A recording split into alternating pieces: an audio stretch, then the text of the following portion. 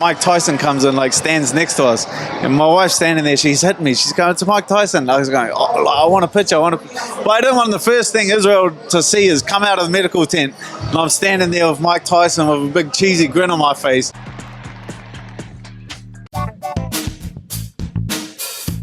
This is the Schmo with the Pro. He's the number 5 ranked UFC lightweight in the world on a 3-fight win streak. He's Dan the Hangman Hooker in the flesh. Backstage, BKFC Spain. How we doing? No, we're doing real good. Oscar got the job done, so kind of made the 30 hours worth of travel a little bit sweeter. A little bit sweeter. First round, 4 knockdowns. He stopped them, and he got the job done as a corner man. Yeah. Oh, it was like it's the first few fights. You know, Oscar's not had that many fights, so the biggest thing is just to keep them calm leading into the fight. He went out there. I knew he was going to go berserk, so up until that point, try to keep him as calm as possible.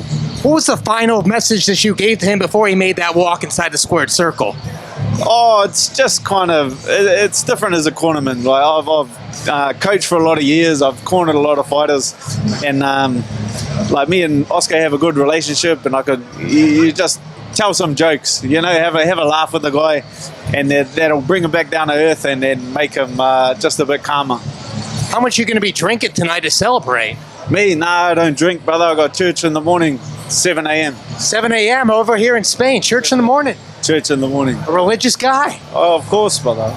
Talk to the Schmo for a second. We've been doing a lot of interviews over the years, man. But once upon a time, you were clean. Not one tattoo on you. Now your entire body's getting covered. When are you going to stop? Oh, well, I was injured. I broke my hand, broke my arm, and then I re-broke my arm again. So people forget that that's like a lot of time on the shelf. And then the truth of the matter is I just never been injured before. So I just never had the time. It's like people asking me now, like, "Oh, you're going to get any more tattoos?" I'm saying I'm not injured, brother. I'm in the gym, I'm training. So there's no time. I got work to do. You scratched and clawed all the way back into the top 5. You're maybe one big win away from getting a title shot. But talk to the Schmo for a second. If there's one man on planet Earth that you would like to fight next, if you were the matchmaker, if you were the one calling the shots, who would it be? Dan the Hangman Hooker. Just one. Just one? Oh, well, if you go, like, I'd probably gone for that BMF title. Okay. Yeah, that's pretty sweet. And it's not on the line with Max Holloway against Ilia Topuria because it's at 45. The BMF title is not on the line. Nah, like, it's definitely not. Yeah, I'd like that fight with Max, so that's an exciting fight. But yeah, I'm looking to fight January, March next year.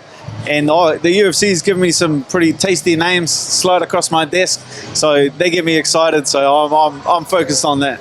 Tasty names inside the top 5, outside the top 5. Come on. Oh, we're looking up, brother. We're not looking down. That's right. We're looking up. We're looking up. Do you think that they've assured that you get the victory, that you'd be fighting for the title next, whoever that opponent may be?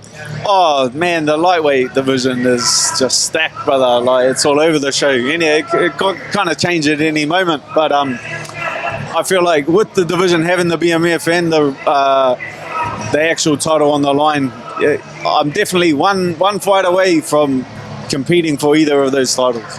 We're talking about early next year. The Schmo caught up last week with Justin Gaethje. He's looking to get back in there in the spring. Is that one of the names that would be tasty enough for Dan the Hangman Hooker? Oh, I don't think there's a fight fan on the face of the earth that would turn that fight down. I think that'll be a cool one just to do for the fans. What about Conor McGregor? He's backstage over here. What do you make of Conor McGregor, BKFC Spain? You guys were inside the ring at the same time. I was outside the ring. They didn't let me in the ring, but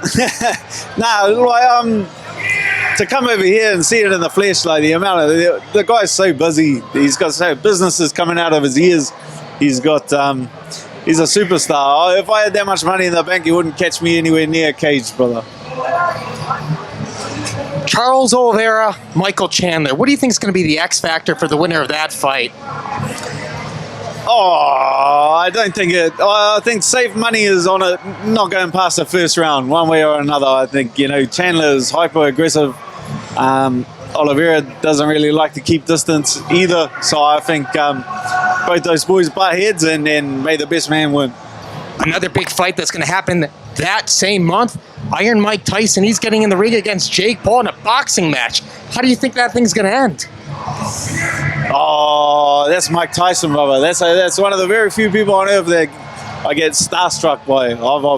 I've tried to take a picture of Mike Tyson twice and I've failed miserably because I've frozen. So I'm